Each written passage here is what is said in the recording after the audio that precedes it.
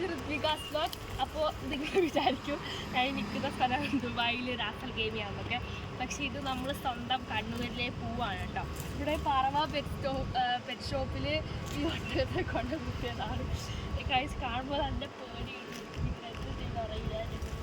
ദൈവമേ തൊടുത്തെടുത്ത് പറപ്പിക്കുന്നത് കഴിച്ച്. അപ്പോൾ നല്ല ഭംഗിയാണ്. നമ്മളിങ്ങനെ പോകുന്ന വഴിക്ക് കണ്ടപ്പോൾ ഇവിടെ നിർത്തിയാണ്. നമ്മുടെ വീട്ടിൻ്റെ തൊട്ടടുത്താണ്.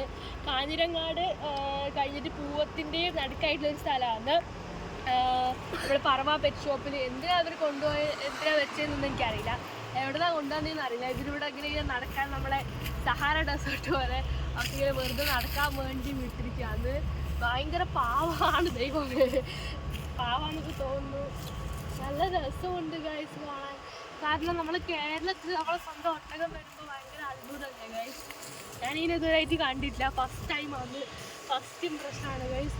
ഞാൻ കുറേ നേരം ഇതിനെ തൊടുന്നത്. ഇതിനെ കടിക്കുകയോ ഇതാക്കുമെന്ന് എനിക്കറിയില്ല. പക്ഷെ ഭയങ്കര ക്യൂട്ടായിട്ടുണ്ട് ഗൈസ് കാണാൻ. എനിക്ക് നല്ല ഇഷ്ടപ്പെട്ടു. ഇത് ഭയങ്കര പാവാന്ന് തോന്നുന്നു. കാരണം നിങ്ങൾ ആലോചിച്ച് നോക്കണം ഗൈസ്, നമ്മളെ ദുബായിത്തെ സ്ഥാനം ലൈക്ക് നമ്മളെ സ്വന്തം നാടായ കണ്ണൂർ വന്നിട്ട് നിൽക്കുന്നെന്ന് പറയുമ്പോൾ നമ്മൾ ആടിനെ പശുവിനെ പോലെ പുല്ല് കഴിച്ചിട്ടാണ് ഗൈസ് ഇതിനിപ്പോൾ ജീവിക്കുന്നത്. എന്തിനാ കൊണ്ടുവന്നതെന്ന് എനിക്ക് പർപ്പസ് ഒന്നും അറിയില്ല. അതിനെ ആ മീറ്റാക്കാനാണോ എന്തിനാണെന്നൊന്നും എനിക്കറിയില്ല. ബട്ട് എനിക്ക് നല്ല പേടിയുണ്ട് ഗൈസ്. നിങ്ങൾ നോക്കുക ഗൈസ്, ഇതിൻ്റെ കാലിൻ്റെ ഹൈറ്റാണ്. എനിക്കിത് തല പൊന്തിച്ച് എത്ര ഉണ്ടാവും ദൈവമേ.